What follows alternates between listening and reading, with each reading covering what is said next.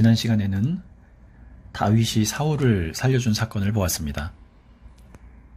과연 하나님께서 택하신 왕의 후보답다, 이런 생각이 들었던 아름다운 모습이었죠. 그런데 오늘은 그런 다윗에게서 뜻밖의 모습이 보입니다. 자기를 무시했다고 해서 분기를 참지 못하고 한 가정을 모두 몰살시키겠다며 부하들을 이끌고 나선 거지요. 마치 자신을 향해 쏟아냈던 사울의 분노를 그대로 보는 것 같습니다. 큰 시험들은 멋지게 이겨냈는데 아주 작은 일에 속절없이 무너지는 모습을 보면 역시 다윗도 우리와 똑같은 마음을 품은 사람이었구나, 이런 생각마저 듭니다. 자, 오늘은 이 사건의 자세한 내용을 좀 들여다보겠습니다. 본문 1절은 사무엘의 죽음으로부터 시작합니다. 1절입니다. 사무엘이 죽었다. 온 이스라엘 백성이 모여 그의 죽음을 슬퍼하며 울고 그의 고향 라마에 그를 장사하였다. 그 뒤에 다윗은 바란 광야로 내려갔다. 사울을 죽일 수 있었던 자리에서 그를 살려주었던 다윗은 왕궁으로 돌아가지 않고 부하들과 본래 지내던 곳에 남습니다. 그렇게 지내던 중에 사무엘이 죽었다는 충격적인 소식을 듣게 되지요. 사무엘이 다윗에게 얼마나 중요한 인물이었는지 아실 겁니다. 양치기로만 지내던 어린 다윗이 왕의 소명을 알게 된 것도 사무엘을 통해서였지요. 훗날 사울에게 급박하게 쫓겨 갈 곳이 없을 때 몸을 피했던 곳도 사무엘이 있던 곳이었습니다. 다윗의 정신적인 멘토이자 영적인 스승 또는 정치적인 후견인이기도 했지요. 이렇게 매우 큰 영향력과 비전을 주었던 사무엘의 죽음은 다윗 입장에서는 엄청난 상실감으로 다가왔습니다. 그리고 오늘 본문 44절을 보면 사울이 자신의 딸이자 다윗의 아내였던 미갈을 갈림 사람 발디라는 사람에게 주어버리는 일도 있었습니다. 자, 44절을 먼저 일단 보겠습니다. 본래 다윗의 아내는 사울의 딸 미갈이었으나 사울이 이미 다윗의 아내를 갈릴 사람 라이스의 아들 발디에게 주었다. 자, 스승의 죽음 이야기가 들리더니 아내마저 다른 사람에게 빼앗겼다는 소식이 들려옵니다. 당시 아내를 빼앗겼다는 것은, 보호하지 못했다는 것은요, 있을 수 없는 수치였습니다. 게다가 자기는 여전히 도망 다녀야 하는 신세였지요. 기댈 언덕도 사라지고 자존감이 바닥까지 떨어진 데다가 미래에 대한 불안감까지 다윗을 짓눌렀습니다. 사실 이 정도 되면 누구라도 무너질 수밖에 없는 상황일 겁니다. 자, 다윗의 이런 무너진 마음 상태에 나발 사건이 터집니다. 성경은 나발과 그의 아내 아비가일에 대해 이렇게 증언합니다. 2절과 3절입니다. 그 무렵에 마온에 어떤 사람이 살았는데 갈멜의 목장을 가지고 있었고 아주 잘 사는 사람이었다. 그가 가진 가축은 양떼가 3,000마리, 염소떼가 1,000마리였다. 그는 마침 갈멜에 와서 양털을 깎고 있었다. 그 사람의 이름은 나발이며 그 아내의 이름은 아비가일이었다. 이 여인은 이해심도 많고 용모도 아름다웠으나 그 남편은 고집이 세고 행실이 포악하였다. 그는 갈렙 족속이었다. 나발은 양 3,000마리, 염소 1,000마리를 소유한 지역의 유지였습니다. 당시에는 국가의 힘이 미치지 못하는 곳들이 많았기 때문에 강도 떼들이나 주변 이민족들의 침략이 많았습니다. 다윗과 그의 일행은 아마도 이런 약탈과 강도 때로부터 양치는 목동들을 보호해주면서 먹을 것이라든가 기본적인 생활고를 해결했던 것 같습니다.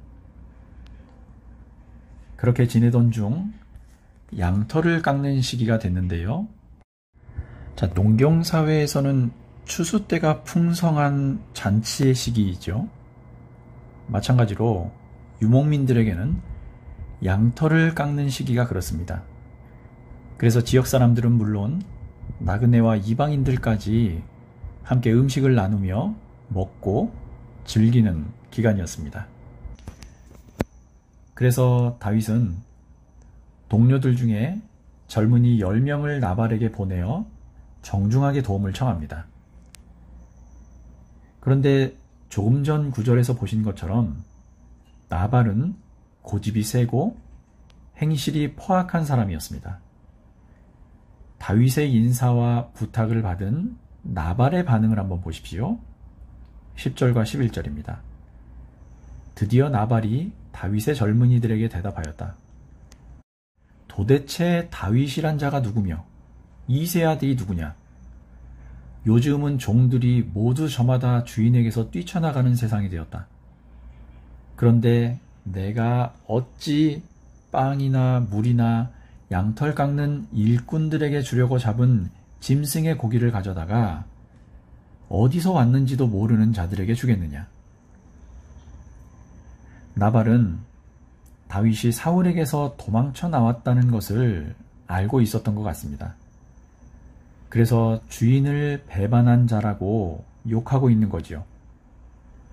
그러면서 자기가 일꾼들에게 주려고 준비한 음식들을 어떻게 너희들 같은 어중이 떠중이들에게 갖다 바치겠느냐며 모욕적인 언사를 쏟아낸 겁니다. 자, 이 말을 전해 들은 순간 다윗의 반응이 13절에 나와 있습니다. 다윗이 자기의 부하들에게 명령하였다. 모두 허리에 칼을 차거라. 그들이 저마다 허리에 칼을 차니 다윗도 허리에 자기의 칼을 찼다. 400명쯤 되는 사람들이 다윗을 따라 쳐 올라가고 200명은 남아서 물건을 지켰다. 자, 다윗의 상황을 한번 보십시오. 안 그래도 추스르기 어려워 금이 간 유리처럼 위태로웠던 마음에 나발에게까지 모욕을 당하자 다윗의 화가 드디어 폭발했습니다. 상실감, 수치스러움, 억울하고 분했던 마음, 불안함이 더해진 모든 복잡한 감정들이 제 자리를 찾지 못한 채 분노가 되어 나발을 향해 터져나온 겁니다. 자, 이전에 다윗은요, 사울에 대해서는 옷자락을 베어낸 것만으로도 마음 아파하던 사람이었습니다. 그런 다윗이 이번에는 완전히 이성을 잃은 거지요. 자신이 하나님의 일을 대신하고 있다는 사실조차 잊었고요. 오직 살기와 살이로 가득한 모습이 되어 부하 400명에게 무장을 시킨 후 나발 가문을 몰살하러 길을 나섭니다. 자, 이때 등장한 것이 바로 아비가일이라는 인물입니다. 나발의 아내였는데요. 앞서 보신 3절에서 이해심도 많고 용모도 아름다웠다라고 묘사되었던 여인입니다. 나발이 다윗의 부하들을 무시하고 모욕하는 동안 이 모습을 곁에서 지켜보던 일꾼 하나가 아비가일을 찾아옵니다. 그러고는 조금 전에 있었던 일과 양을 치는 동안 다윗의 부하들에게 자기들이 얼마나 큰 은혜를 입었는지를 모두 말합니다. 다윗의 부하들이 밤낮으로 성벽처럼 지켜주었기 때문에 자기들은 물론 양떼들까지 잘 보호받을 수 있었다는 겁니다. 그런데 주인 어른이 저렇게 다윗과 부하들을 욕보였고 그 소식을 들은 다윗이 분명히 안갚음을 하러 올 테니 뭔가 대책을 세워야 한다는 거지요. 이런 긴박한 상황을 전해 들은 아비가일은 곧바로 수습에 들어갑니다. 서둘러 음식을 준비하고요. 나귀에 실었습니다. 그리고 그 음식들을 다윗에게 먼저 보냅니다. 자신도 나귀를 타고 그 뒤를 따라갔고요. 이 모든 과정에서 물론 남편 나발에게는 알리지 않았습니다. 이미 나발의 산 곳 근처까지 도착한 다윗 일행은 산구비를 돌아 내려가는 아비가일과 만나게 됩니다. 자, 이때까지만 해도 다윗은 나발의 집안에 있던 모든 남자들을 죽이겠다고 단단히 벼르고 있었습니다. 21절과 22절을 한번 확인해 보겠습니다. 다윗은 단단히 벼르고 있었다. 내가 저 광야에서 그에게 속한 것은 무엇이든지 지켜주어 그의 모든 재산 가운데서 아무것도 잃어버리지 않도록 하였으나 그것이 모두 헛일이었다. 그는 나에게 선을 악으로 갚았다. 내가 내일 아침까지 그에게 속한 모든 사람들 가운데서 남자들을 하나라도 남겨둔다면 나 다윗은 하나님께 무슨 벌이라도 받겠다. 이런 다윗을 보자마자 아비가일은 나귀에서 내립니다. 그리고 이 모든 일이 자기 잘못이라며 엎드려 용서를 구했습니다. 자기 남편은 이름의 뜻 그대로 어리석고 못된 사람인데 사람을 집으로 보냈을 때 자신이 미처 만나지 못해 벌어진 일이라고 설명합니다. 그리고 이렇게 나발에게 직접 보복해서 피 흘리는 일을 막아주신 분은 하나님이시니 앞으로도 하나님께서 다윗을 평생토록 도와주실 것이고 결국은 이스라엘의 지도자로 세워주실 것이라고 말합니다. 그러니 지금 몸소 원수를 갚느라 왕이 되고 나서 후회하거나 마음에 걸릴 일을 하지 말아달라고 부탁합니다. 자, 이렇게 부탁한 아비가일의 말이 상당히 긴데요. 그 중에 30절과 31절만 보겠습니다. 이제 곧 주님께서 장군께 약속하신 대로 온갖 좋은 일을 모두 베푸셔서 장군님을 이스라엘의 영도자로 세워주실 터인데 지금 공연히 사람을 죽이신다든지 몸소 원수를 갚으신다든지 하여 왕이 되실 때에 후회하시거나 마음에 걸리는 일이 없도록 하시기 바랍니다. 주님께서 그처럼 좋은 일을 장군께 베풀어 주시는 날, 이 종을 기억해 주시기 바랍니다. 아비가일의 이 말을 들은 다윗은요, 순간 정신이 번쩍 들었습니다. 자신이 누구인지 다시 한번 깨달은 거지요. 하나님의 종이며 하나님을 대신해 이스라엘을 이끌 주님의 종이라는 정체성을 회복합니다.